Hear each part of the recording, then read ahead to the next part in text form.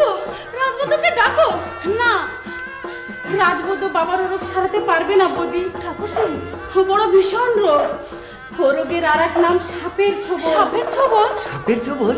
হ্যাঁ, সেই ভয়ঙ্কর ছোবলের ভয়ঙ্কর বিষ সারা বাংলায় ছড়িয়ে দিয়েছে।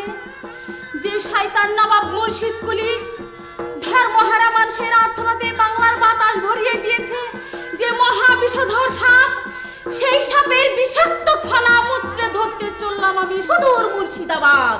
দেবী, ঠাকুরজি।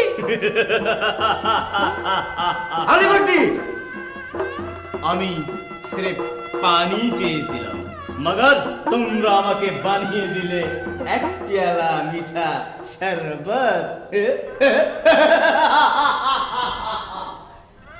শুনছেন মহারাজ, ঠাকুরজি যে সত্যি সত্যি মুর্শিদাবাদ চলে গেল।